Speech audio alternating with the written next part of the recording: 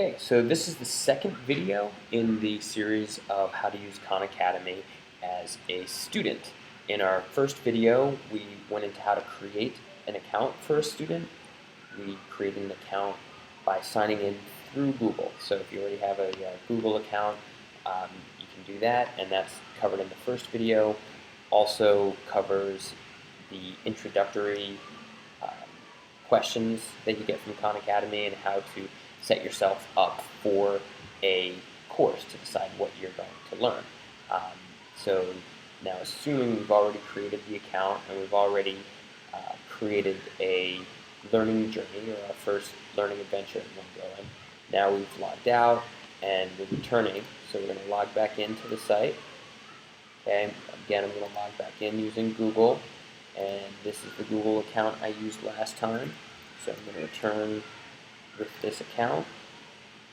Okay, once I sign in, this brings me back to my home page. So when I'm set up as a student account, this home page is what was previously known as the dashboard, but I guess now we're just calling it home. And on home, I have a list of what I'm currently working on. And again, generally I'm going to use one mission at a time. Here I'm working on the 5th grade mission, but for some of you, maybe it's appropriate to use more than one mission. Sometimes I'll have several missions open if I'm working on things with my students. If I have a student who's working on 5th grade, I'll add that as my own mission just so I do some example problems. And maybe I have another student who's doing trigonometry, so I might add that mission. But generally, students are just going to be working on one mission at a time, and this page shows me what the mission is, that I've mastered 3% of it, and I've completed 4 out of the 77 total skills. If I just click resume, then I'm back in it. Okay, and this is I guess a different version of the dashboard, but this is kind of a useful. It gives me this circular progress. This fills up as I go down. It shows me how many skills I've mastered, and also these different levels of skills, and then 73 that I have not attempted yet. It gives me an update of what badges I can earn, which are really, a fun thing for the kids. I don't know if the badges give you as much information as a coach or a teacher, but it does. It's something that motivates the kids and that they enjoy. This also shows me that I've recently finished a mastery challenge that's earned me 500 energy points. Now, another cool thing is that based on what I've completed previously, Khan Academy comes up with a bunch of suggestions. So these aren't necessarily in order from start to finish with the school year, but they're things that Khan Academy is saying, maybe you should try this. I prefer the practice to the videos, as I mentioned in the previous one, that when I go and I'm practicing a skill, I can try that skill out, and if I have a hard time with it, I can take a hint, or I can watch the video for that. So generally, I prefer to try things out and then use hints and videos to support me in that, but everybody's going to be different. If you're the kind of person that's like, hey, I would just rather watch the entire video, you're probably also the type of person who likes to read a manual when you get something before you start using it. I'm the type that will go and start using it and then refer to the manual as I need it. And the cool thing about Khan Academy is that it allows you to do it either way, however you prefer. So if I go back to my home, okay, again, I'm back at the screen with the mission I'm working on, and this session we're going to focus on what all these bars mean across the top. Okay, so when you're home, you've got the home one. This shows what you're working on, and you can click through to the dashboard like we just did. It also has the profile. This is more for the kids. It shows badges that they've earned and discussions and things, but I don't really use that profile all that much. Badges gives you more detail on each badge, how many points they're worth, what they're called, and as you go from right to left, they become more rare. And as you say, the meteoric badges are common and easy to earn, and they give you small amounts of points, 100, 1,000. Moon badges are a little harder. As you can see, the point values are bigger. Earth badges, even harder to earn. For example, mastering 50 unique skills will give you an Earth badge and 14,000 energy points. So you can get a lot of points at once. The points, again, the points don't necessarily tell you exactly how much math a kid understands, but they give you some sense of how much they've accomplished on the site. So, one person may start in second grade and do a bunch of work and get 20,000 points. Another person may start in seventh grade and earn 20,000 points. It doesn't mean that the second grade person and the seventh grade person have equal knowledge, but they've probably put in similar level of effort, or they've similar levels of accomplishment in what they've been working on. My progress page this is where we have skills neatly ordered by how they go. And this is a lot of information. As you can see here, it's selected World of Math. And so I'm going to change that since I'm focusing on 5th grade right now. And once you get everything set up on 5th grade, you want them to all kind of be coordinated for the most part. So just be careful that you're looking at 5th grade. I also noticed that here it's giving me my activity from last 30 days.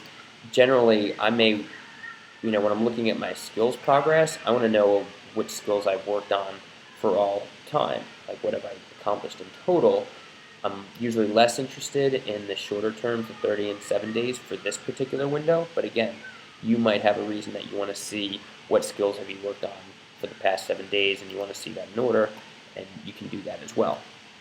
My mission foundations are the basics. These are going to be things that I probably learned in 4th grade, and it's kind of like the review area where it says these are if I have these solid foundations, I'm ready to go on and learn arithmetic operations. I'm ready to go on and learn fractions, place value in decimals, measurement data, geometry, and algebraic thinking.